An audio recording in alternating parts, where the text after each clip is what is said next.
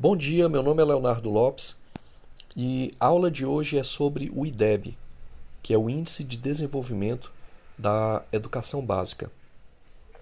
Esse conceito do IDEB, esse índice que mede o desenvolvimento da educação básica, sempre cai muito em provas de magistério que tratam de seleção para professores, fundamentalmente. Então, temos aí o diagrama. Eu recomendo que você tire um print da tela. Esse diagrama é um pouco extenso, porque ele cobre aí vários tópicos e subtópicos que nós temos que entender para um completo entendimento do IDEB e assim para que possamos realizar as questões e acertar nesses exames que geralmente são exames para o magistério, tanto o ensino fundamental quanto o médio. Então, o primeiro conceito ele está aí na cor roxa, é justamente o conceito do IDEB, e ele se subdivide em três partes. Então, vamos analisar cada uma das três partes. Primeiramente, o IDEB foi criado em 2007 pelo INEP, que é o Instituto Nacional de Estudos e Pesquisas Educacionais Anísio Teixeira. Ele é o principal indicador de qualidade da educação básica no Brasil. Ou seja, ele é utilizado para medir os índices da educação básica nas diferentes regiões do Brasil. E por último, ele mede o desempenho de escolas públicas e privadas. Essa é uma informação importante. O IDEB ele serve tanto para medir o índice de desenvolvimento da educação básica nas escolas públicas, sejam elas na esfera estadual ou municipal, assim como nas escolas privadas. Prosseguindo aqui com o nosso diagrama, quais são os objetivos do IDEB? Está aí na cor azul. Temos três objetivos fundamentais do IDEB.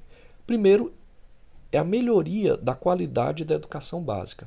Ou seja, o IDEB é um índice que, ao atribuir uma notificação, ele vai servir para fazer comparações e análises, e a partir do estudo dessas comparações e análises do fluxo escolar, medir a qualidade da educação básica.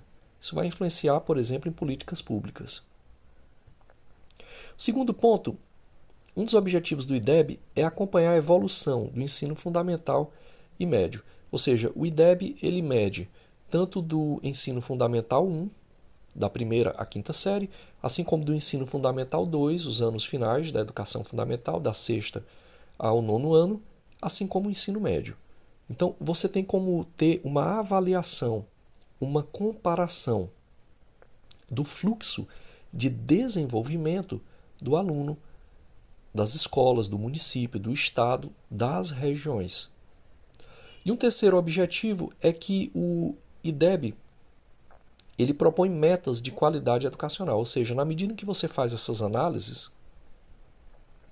de como surge os índices, as notificações, você consegue avaliar, comparar o fluxo tanto da vida estudantil pessoal do aluno quanto das regiões, quer dizer, tanto uma dimensão micro quanto uma dimensão macro. E com isso ele vai, a partir desses estudos, propor metas de qualidade educacional. Bom, prosseguindo, como é que é calculado o IDEB? A gente tem aí na cor verde em duas pontas, né? A primeira ponta diz que o IDEB é calculado a partir da nota do SAEB. O SAEB é o Sistema de Avaliação da Educação Básica e a avaliação de matemática e português. É a primeira índice de avaliação do IDEB. E depois também é atribuído nota a partir da taxa de aprovação, que vai combinar a proficiência e o fluxo escolar. Quer dizer, como é que é o fluxo escolar do aluno? Ele está reprovando ou ele está sendo aprovado de ano a ano? Então, juntando a nota dele do SAEB em português e matemática e notificando também a taxa de aprovação, você vai ter essa junção de nota do SAEB e taxa de aprovação, e assim vai ter o IDEB, ou seja, o cálculo do IDEB é feita a partir da nota do SAEB, mais, isso uma média, claro, a partir da nota de aprovação. Na cor laranja, qual a importância do IDEB? 3 pontos aí. Primeiramente, o IDEB auxilia no diagnóstico de problemas educacionais. Ou seja, na medida em que você avalia a nota do SAEB, que seria português e matemática, e que você avalia a taxa de aprovação, você vai poder fazer um diagnóstico tanto pessoal, municipal, estadual, quanto regional de a quantas anda a educação brasileira.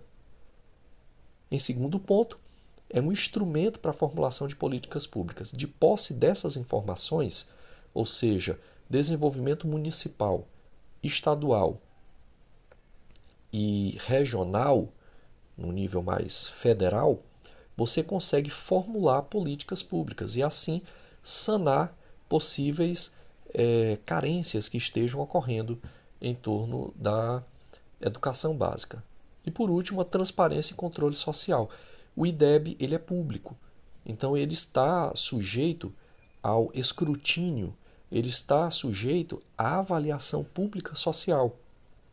Não é uma nota que não está transparente, ela é extremamente transparente e por sua transparência a sociedade civil pode fazer avaliação e um controle social.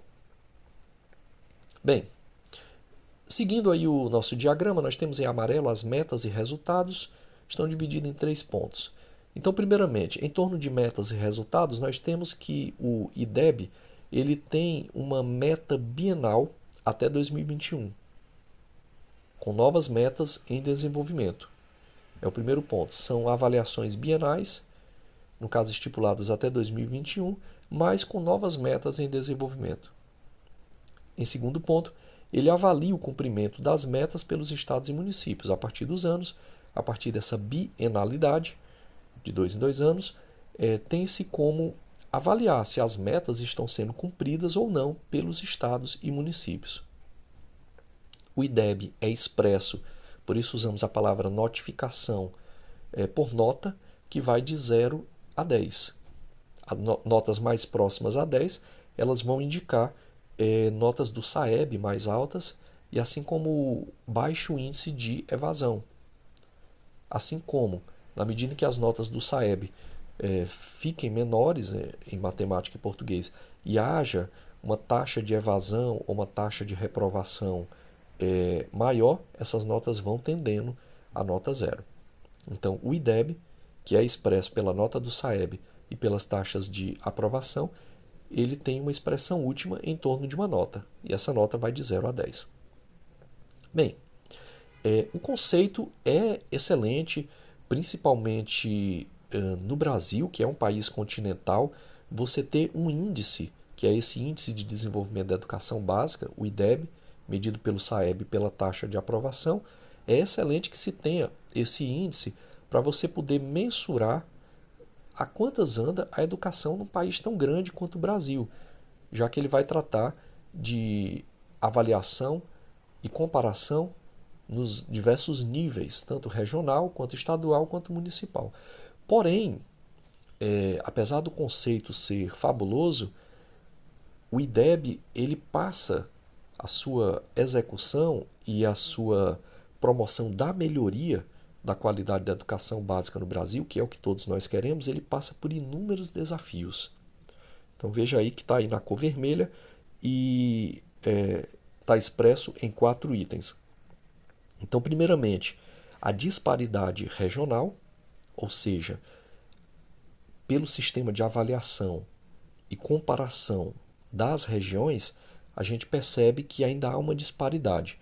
Geralmente, as notas do IDEB são maiores na região sul e sudeste e menores nas regiões norte e nordeste, o que implica, então, a necessidade, inclusive da sociedade civil e dos governantes, de trazerem melhorias educacionais tanto no norte e no nordeste para equalizar melhor e os índices ficarem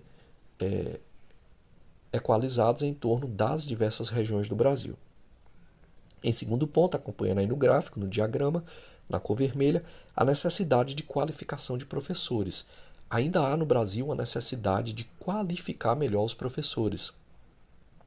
Isso parte de diversos mecanismos, entre os quais a melhoria salarial e também a melhor capacitação em torno de cursos e processos de continuidade de estudos, não somente a nível de graduação, mas também de pós-graduação, e mesmo em alguns locais, mesmo a necessidade da graduação desses professores. E em terceiro ponto, problemas de infraestrutura escolar. Isso aqui é um problema antigo, ainda é um grande desafio para que a educação evolua em termos de qualidade. Ou seja, a quantas andam as salas de aula, as bibliotecas, laboratórios. Muitas vezes as bibliotecas são precarizadas, são pouco acessadas pelos alunos quando tem. Laboratórios, igualmente, muitas vezes são laboratórios precarizados, assim como as salas de aula. Salas de aula muitas vezes quentes, com baixa iluminação e que não se tornam adequadas para que o aluno possa ter a continuidade dos seus estudos. Às vezes a própria questão da merenda escolar, almoço, também faz parte dessa infraestrutura. E em último ponto, desigualdade social impacta resultados. Ou seja, a situação socioeconômica dos alunos e dos seus familiares impacta resultados. Se percebe pelos índices de avaliação e comparação que quanto melhor a situação socioeconômica das famílias, isso tende a impactar para uma continuidade, para uma qualidade, para um baixo índice de evasão. Quando esses índices socioeconômicos são mais baixos, mais precarizados, geralmente eles tendem a esse fantasma da evasão escolar, que é o grande dificultador, está na base, a evasão escolar, justamente da medição de notas melhores na avaliação da qualidade pública. Então, se percebe que a desigualdade social, as desigualdades em torno socioeconômica dos alunos e de suas famílias, vem a impactar também esses resultados do IDEB. Bom, essa foi a aula de hoje. Procuramos tratar aqui do IDEB, que é esse Índice de Desenvolvimento da Educação Básica, que basicamente recebe uma nota de 0 a 10, é expresso pela média tanto do SAEB, que é o Sistema de Avaliação de Educação Básica, que avalia em termos das provas de matemática e português, e como assim também da taxa de aprovação, que vai justamente combinar e verificar, avaliar quantas anda a proficiência e o fluxo escolar, tanto no nível pessoal do aluno, seu nível municipal, estadual e federal em termos de regionalidade. Esse conceito e a sua aplicação do IDEB é um item que cai bastante em provas, concursos e seleções que visam ao magistério, tanto em ensino fundamental, 1 e 2, quanto ao ensino médio. É isso, vamos ficando por aqui. Bons estudos para todos.